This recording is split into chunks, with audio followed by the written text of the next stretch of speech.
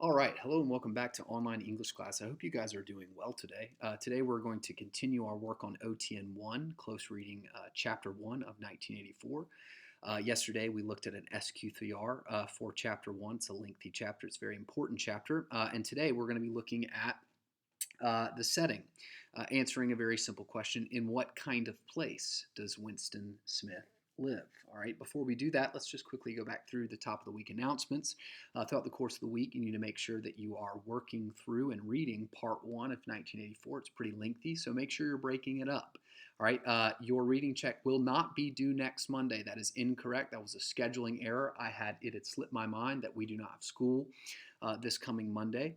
So, your reading check will actually be due Tuesday at 3 p.m. Okay, so you got an extra day to get that reading assignment done. Now, by today at 3 p.m., by Wednesday, today is Wednesday, you need to send me email confirmation of your completion of OTN 6 from Unit 5, which analyzed Wordsworth's The Solitary Reaper. And, of course, you need to continue faithfully doing your work on your OTNs as we complete them in class. What that means is that yesterday we completed the SQ3R. So in your notes for OTN 1, you need to have the SQ3R done, all right? So do that on a daily basis. Today, we're going to be working on setting, all right? So by the end of today, you need to have the setting section done, all right?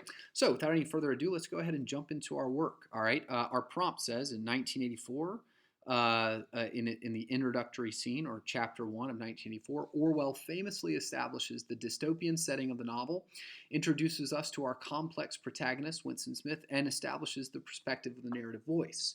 All right, today we're going to be looking specifically at the development or the illustration of the dystopian setting. All right, answering this question, in what kind of place does Winston live? All right, so let's go ahead and open up into our notes and continue our work on OTN 1. All right, I've got my OTN 1 clearly labeled here, close reading of Chapter 1. I've got my question that is orienting my work, quickly jotted down here. In what kind of place or environment does Winston Smith live? And then, because I kind of know where we're going here, I've got a thesis statement that's going to sort of govern the way that we analyze this text as a whole. Okay, so I've basically asserted that the kind of place that Winston Smith lives is a dystopian setting. That means it is the worst possible world for a human being to live in. All right, this is a setting, an environment that is exercising complete and total control over all of the elements of Winston Smith's life, both his internal life, all right, his psychology, his mind, his heart, his soul, and also his physical or outward or public life, okay? So it's a dystopian setting in which the party are the antagonist of the narrative, okay? They are the group of individuals that Winston is going to rebel against throughout the course of the narrative, which is a totalitarian governing structure, and we're going to see just how far, just the extent to which they are totalitarian today, has complete control over Winston's public life or outward life, and also his private life, his inward life, his psychological life, his heart's life, his spirit's life. Okay, so Orwell begins to develop this impression sort of steadily throughout the course of Chapter 1. The first thing that I want to look at is the seeming omnipresence, all right, a motif through the narrative of posters that say Big Brother is watching you. Okay, so on a pretty obvious level, that can be read as a kind of threat to rebels, but it's also meant to be, or meant to connote or suggest to the faithful members of the party that Big Brother, someone who is intimately connected to them, someone who is part of their family, who is a peer, right? An older peer, a bigger peer, a more powerful peer, but a peer nonetheless, is watching out for them like an older brother looks out for and protects his vulnerable younger siblings or comrades. rights. Okay, so obviously this exerts a kind of control of Winston's outward or public life, because disobedience to Big Brother will cost him his life. But also, it infiltrates a kind of aspect of the citizens of Oceania, including Winston's private life, their psychological need for intimate connections with their family members. Okay, very similar to the creature's psychological need for intimate relationship with his family that is denied to him through the course of Frankenstein. The party understands that human beings, the human citizens that they exert control over, have a need for familial intimacy. And they, as the party, and Big Brother, their leader, replaces the actual family, the actual brothers and sisters, mothers and fathers of their citizens with themselves, okay, satisfying that need, even as they threaten those that would rebel against their control. Now, also, the sense that they are omnipresent or always watching also likens Big Brother to God. All right, who the triune God traditionally in Christianity is both depicted as God the Father, and also Jesus Christ, our brother, who we are co-heirs with. Okay, so Big Brother, this sort of incarnation of this replacement God, right, invades the private lives of its citizens, replacing their private relationship, their private ability to believe in a God, all right, with their relationship with their big brother, okay, who, like God, is always watching them. Protecting them? Perhaps, but watching for sure. Okay? Now, the next element of the setting that we want to talk about that invades and shapes both the outward and inward life of Winston Smith is the invasive presence of the telescreens, which follows the party members home. Okay? It invades the privacy of their own homes. Okay, so it basically, what the telescreens do is, on the one hand, right, it diminishes the party members' access to privacy. That's a fundamental human right. The ability to sequester oneself from the governing structures or political authorities in their lives. It's an expression of liberty. Okay, for instance, a representative of the United States government and the law the law enforcement agencies that enforce our governing structures laws cannot enter your home without a warrant.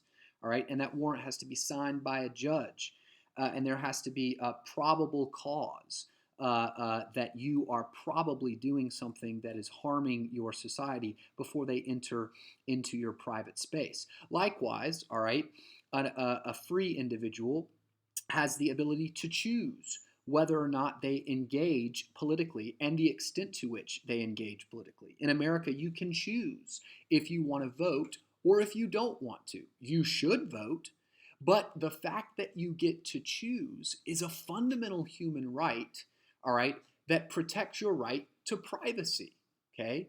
The United States government cannot compel you to engage with it, just as the United States government cannot compel you, all right, to be aware of the political environment of your day and age. You can tune into the news if you want to. You can read about the news if you want to. And you also, which, by the way, you should, but you can also choose not to. Why? Because you are at liberty. You have a fundamental right to privacy. Okay? Now, these telescreens invade that fundamental right to privacy by making every aspect of the citizens' lives political. All right, all the things that they do in their homes are under surveillance because the party understands, because Big Brother is always watching out for you, making sure that you do not deviate from behaviors that are in the party's best interest and what they would say in society at large's best interest. The citizens' lives are political by compulsion, okay, not by choice. All right. This impression is developed even further, all right, on page 4, all right, as the party's slogans are introduced to the reader, okay? And the party's slogans read as follows: war is peace, freedom is slavery, and ignorance is strength. Now notice the ways in which these slogans, even as they are printed on the page, create a kind of triangle, right? And this sort of triangle structure is meant to embody the foundations of the party's control. Now, we'll explore what those slogans mean in more detail as the novel develops, but right off the bat, the party, through Orwell's narration, is shown to assert control over its citizens' reasoning, their ability to reason, their ability to think logically. All right? The slogans, notice this, are denotatively, which is to say, when you look at the word's meaning, the dictionary definitions of those words are illogical. They are denotatively illogical. They are not true. War is not peace. They are opposites. To be at war is not to be at peace, and to be at peace is not to be at war. Yet, the party is still saying that they are the same. Okay, an equivalency between the two antithetical concepts is drawn. All right, a freedom is not slavery. To be free is not to be enslaved, just as to be enslaved is not to be free. And ignorance is not strength. Okay, rather, knowledge is power. Okay, we know that because of the denotations, the meanings of these words. So as reasonable human beings exercising our free thought, exercising logical thinking, okay, using the definitions of these words very simply, we know that this is just not true. But the party asserts that despite the self-evident reasons to the contrary, they are true. And so in Oceana's society, they are.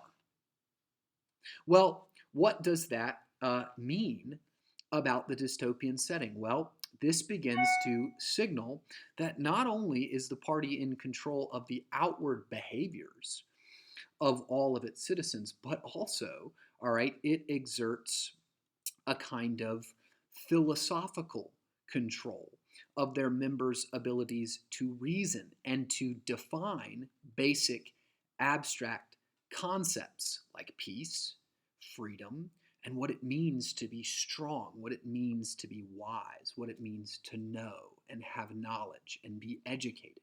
Okay? So, this should remind you of part 4 of Gulliver's Travels, in which Swift explores, all right, the central human ability. One of the central abilities of the human being is to develop and define abstract universal concepts. That's something the Houyhnhnms couldn't do. And here the party, very much against Swift's notions in part 4, is defining those concepts for their citizens, denying them that basic ability to develop abstract universal concepts for themselves in their own minds according to logic. Okay? Now, this impression is solidified for us on page 4, in which Orwell defines or describes, okay, the ministries or the branches of Oceana's government. Let me read you this paragraph one more time. The Ministry of Truth contained, it was said, 3,000 rooms above ground level and corresponding ramifications below. Scattered about London, there were just 3 other buildings of similar appearance and size. And those 3 other buildings are the Ministry of Peace, the Ministry of Love, and the Ministry of Plenty. Okay? The Ministry of Truth busies itself, all right, exerting control over news, entertainment, education, and fine arts. Okay, so art, news, entertainment, and education. The Ministry of Peace concerns itself with war, in other words, keeping the peace. The Ministry of Love, interestingly, busies itself maintaining law and order. And the Ministry of Plenty is responsible for economic affairs, in other words, making sure that people have plenty or are their material needs are taken care of. Okay, so let's analyze the significance of each one of these ministries. Okay, so first and perhaps most simply, the government exerts totalitarian or complete control of all the materials, all the physical materials in the society. And the fact that they distribute those materials, all right, signals the fact that they are in total control of the physical well-being of their citizens, and more significantly, the ways in which those citizens define for themselves what is plenty, what the plenteous life looks like, what it means to be wealthy, what it means to have enough, and what it means to have to experience material pleasure. Okay, that's why when Winston goes to drink some gin, which is just again a kind of little physical pleasure, and to smoke a cigarette, both of them are Victory Gin and Victory cigarettes. Okay, so these are not these are also owned and distributed by the government, implying that Winston's sense of pleasure or taste is controlled and defined by the party. Now, in a free society, an individual is at liberty to define what is plenty for themselves, okay? And what is plenty or what constitutes wealth or the good life for one individual is going to differ from another, all right? And of course, there are many terrible ways, all right, that an individual can define that for themselves, okay? They could be greedy, they could pursue a life of materialist, hedonist, pleasure seeking, or they could pursue a life of poverty and the renunciation of the material world. But in either case, right, the liberty to choose is based on this more fundamental ability to define what is plenty for oneself. The fact that the government concerns itself with defining that for its citizens is a way in which they control not only their outward lives, but also their inward definitions of what it means to pursue happiness, what it means to pursue wealth, okay? And all the various ways that that can be defined, okay? Second, the same or a similar concept is true of the ministry of peace, okay? The ministry of peace exerts totalitarian control over how to keep the peace, okay? In other words, they define what peace is, which ironically they define as war. And by extension, all right, so how do you keep the peace? Well, you have to fight against threats to the peace, okay? That's always implied in a broken world, okay? So they also get to define what constitutes a just war, all right? Well, that is a philosophical and a moral question that in a free society, the individuals in that society have to collectively define together. That's why in America, guess what the United States government has to do before it declares war? It has to be, that war has to be declared by the legislature, by the Congress. And those congressmen are meant to be representing who? You. Okay, so you don't get to directly vote whether or not we get to go to war, but you are directly involved as a free citizen in the process of defining and redefining time after time what constitutes a just war, how we should keep the peace for ourselves. Here, the party exerts totalitarian control over what constitutes a just war and, okay, by extension, what justifies the shedding, this is the key, of human blood. Because warfare implies violence, and violence implies human bloodshed, and human bloodshed is always, okay, a moral or philosophical kind of question. Okay, is it right to do that? Well, the party exerts control over its citizens' notions of what constitutes just war, what constitutes a justified shedding of human blood. Okay, so once again, it's in control of the outward aspects of its citizens' lives, okay, because it tells them when to go to war and who their enemies are and who they should be fighting. But more deeply, it also exerts totalitarian control on what constitutes a just war, okay? All right, so these outward and inward exertions of power, all right? So the same is true of the ministry of love. Okay, so I want you to think about the ministry of love, which is described as something that maintains law and order. Okay, now that's pretty interesting because when just even the verbiage, it's the ministry of love, which means that it administers. Okay, like a doctor administers a drug to a patient. Okay, or like the administration of a school. All right, administers the curriculum to the students through a variety of processes. Okay, the government, the party administers love. The name implies that the party exerts totalitarian control of the meaning and definition, and also importantly, orientation. I'm not referring to sexual orientation here, but I am referring rather to the way that the direction of one's love, what an individual chooses or desires to love. All right. So, as noted on page 6, all right, with respect to this idea of it being of the ministry of love being responsible for keeping law and order. All right, here at the bottom of page 6, Winston notes that the thing that he's about to do, which was to open a diary, was not illegal. That's interesting, because nothing was illegal, since there were no longer any laws. Well, that's weird for a totalitarian society to not have any laws. I thought like laws were something that helped control people and limited their liberty. Incorrect. All right, incorrect. A law helps protect your liberties. Let me explain to you how.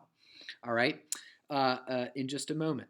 So, but he does realize that if this action were detected, that he probably would be punished by death. So there certainly would be a punishment, even though it's not technically illegal.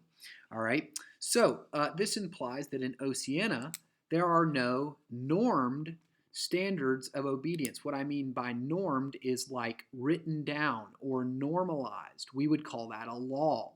Okay. So what a normed standard of obedience does for you, what a rule, all right, does for you, okay, is it establishes a kind of law or rule that you can either choose to obey, which is a choice, or choose to disobey. Now, of course, there can be consequences, and those rules should be connected to the flourishing and well-being of a society, all right? But obedience is as equal a free choice as disobedience. So in Oceania's society, which law and order is protected, or order and stability is protected by the ministry of love, there are ironically no laws. Okay? Rather, there is, as implied in the named, only one rule. There is one rule in Oceania's society. Love the party only, all the time. This should remind you, if you're thinking carefully, of God's central rule, which is to love Him with all of your heart, soul, and mind all the time. If you do that, you will be walking in the ways of righteousness. You will follow the rest of his rules. Okay? But unlike God, the party does not establish laws or modes of behavior to follow, but rather, right, recast themselves as God, minus all of the laws, minus all of the rules, and just has one: love the party all the time. Any act that does not display love for the party, okay, which love is an internal experience manifested through outward action, okay, so it is inherently, love is inherently an internal experience that is private to the individual's mind and heart. Any act that does not display love, or any thought that is unloving to Big Brother, is punishable by death. Okay? Hence the statement on page 2. All right, so if we go back to page 2, what does Winston Smith say? Okay? He says, he references this group of people called the thought police, who work for the ministry of love. And they are the only ones that matter. And then later on page 16, right, after he has written in his diary, okay, sorry, on page 19, after he's written in his diary, okay, he calls what he did thought crime. Okay, thought crime was a thing that could not be concealed forever. Thought crime is the central sin in Oceana's society. Okay, so in other words, the ministry of love obviously controls the outward behavior of its citizens, but it also does something very, very significant. It defines the parameters of what an individual is allowed to love. Okay, and this impression is then solidified for us on pages 19 through 16, which describes the 2 minutes hate. Okay, and this 2 minutes hate is a daily ritual in which the citizens of Oceana are invited to express their love and devotion to Big Brother, BB, which they all start chanting at the end of the 2 minutes hate, after bowing down before him and calling them him their savior, right? The 2 minutes hate is an expression of their love and devotion to Big Brother, and they express it by venting their hatred for his enemy, Emmanuel Goldstein. Okay, so in other words, in Oceanic society, right, the party establishes parameters over the private or internal elements of its citizens, specifically their hearts, their souls, the thing that you love with and the thing that you hate with, right? They orient what one is allowed to love and what one is allowed to hate. Okay, it is not a choice, but rather any act that is unloving or expresses a lack of love to Big Brother is punishable by death, by just total and utter annihilation. Okay? So in these ways, the party and Big Brother replace God, casting themselves as totalitarian controllers of not only their citizens' outward behavior, but much more importantly, their hearts, their souls. Controlling upon pain of death their loves and their hates. Okay. And finally, okay, the ministry of truth. Now, once again, the name implies that the party views itself, or is in Oceanic society, capable of administering truth. All right. Now, truth, another word for truth is reality, something that is real. All right, so the party is in control of its citizens' notions of reality. And it shapes its citizens' notions of reality, guess how? Through education, art, like a novel, okay, or other forms of fine art, okay, what is really beautiful and what truths that beauty speaks to, okay. Did I mention education? All right, and also through the news, through controlling its citizens' perceptions of what is really happening in their world. And by extension, they control all forms of records, all forms of history, all forms of writing, and all forms of language, implying that the party has the ability to construct whatever version of reality or whatever version of truth they desire. And so questioning that reality, questioning that truth, okay, is an act of defiance. It's called thought crime, right? Just as an act that is unloving to Big Brother is illegal or a thought crime, so too an act that defies Big Brother and the party's control of truth and reality is also a thought crime, punishable by destruction. So when Winston writes his own record of his own independent thoughts, regardless of what he says, regardless of what he writes, okay, it is an act of rebellion.